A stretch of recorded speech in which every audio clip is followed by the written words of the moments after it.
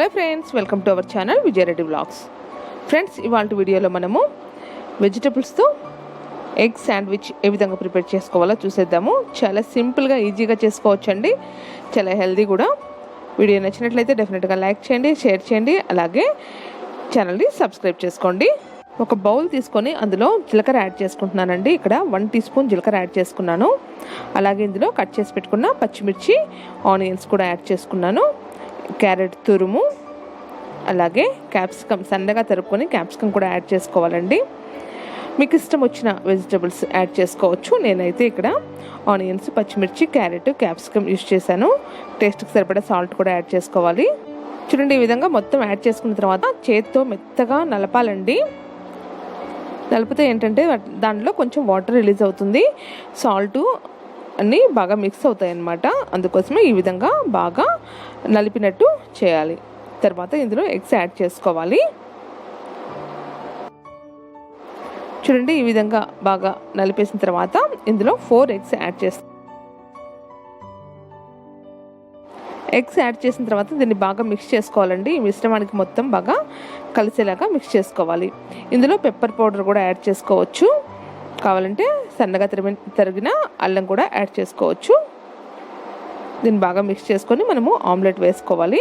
ఇప్పుడు చూడండి ప్రాసెస్ ఏ విధంగా అని చెప్పేసి ఒకసారి మీరు ట్రై చేయండి ఫ్రెండ్స్, చాలా బాగుంటుంది. పిల్లలు ఇష్టంగా తింటారు. వెజిటబుల్ ఇష్టం లేని వాళ్ళు ఈ విధంగా చేసి పెట్టామంటే తినేస్తారనమాట. చూడండి, ఈ విధంగా మిక్స్ చేసుకోవాలి.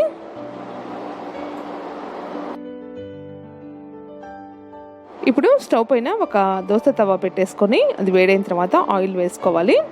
తర్వాత మనం కలిపెట్టుకున్న ఆమ్లెట్ కోసం కలిపెట్టాం కదా, ఆ మిశ్రమాన్ని యాడ్ చేసేసి మనము స్ప్రెడ్ చేసుకోవాలి ఈ విధంగా. తర్వాత దీనిపైన బ్రెడ్ పెట్టాలి. చూసేయండి ఏ విధంగా ప్రిపేర్ చేస్తున్నానో. ఈజీగా చేసేసుకోవచ్చు, ఎక్కువ కష్టపడక్కర్లేదు. పిల్లలకి ఎస్పెషల్లీ పిల్లలు చాలా వరకు ఇష్టపడకుండా ఉంటారు కదా వెజిటబుల్స్, వాళ్ళకి ఈ విధంగా చేసి పెట్టండి. డెఫినెట్గా చాలా ఇష్టంగా తింటారండి. హెల్తీ ఫుడ్ కూడా కదా. పైన బ్రెడ్ పెట్టేసిన తర్వాత కింద ఆమ్లెట్ కాలిన తర్వాత మనము టర్న్ చేసుకోవాలండి. టర్న్ చేసుకొని బ్రెడ్ కింది వైపుకి వెళ్ళేలాగా టర్న్ చేసుకొని కాల్చుకోవాలి. పైన ఇంకో బ్రెడ్ కూడా మనం పెట్టేసుకొని శాండ్విచ్ లాగా చేసేసుకోవాలండి.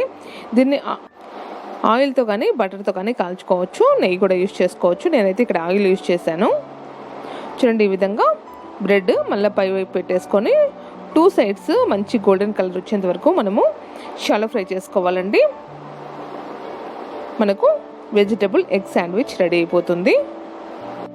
చూడండి, ఈ విధంగా 2 వైపులా కాల్చుకున్న తర్వాత సర్వ్ చేసేసుకోవడమే. ఎలా ఉంది ఫ్రెండ్స్ రెసిపీ? నచ్చిందా? నచ్చినట్లయితే డెఫినెట్గా మీరు ట్రై చేసి ఎలా వచ్చిందో కామెంట్ సెక్షన్లో షేర్ చేయండి. అలాగే ఈ వీడియోని లైక్ చేయడం, షేర్ చేయడం మర్చిపోవద్దు. ఇంతవరకు మన ఛానల్ని సబ్స్క్రైబ్ చేసుకోకపోతే సబ్స్క్రైబ్ చేసుకోండి. అలాగే పక్కన ఉన్న గంట సింబల్ని కూడా టన్ అని కొట్టేసేయండి ఫ్రెండ్స్. కొత్త వీడియోలో నోటిఫికేషన్ మీకు రావాలి కదా, మీరు చూడాలి కదా, మీరు ఎంకరేజ్ చేయాలి కదా నన్ను. అందుకోసమే అనమాట. మర్చిపోవద్దు ఫ్రెండ్స్. ఇంకో మంచి రెసిపీతో మళ్ళీ మీ ముందుకు వస్తాను. అంతవరకు keep watching our channel Vijay Reddy vlogs. Bye bye.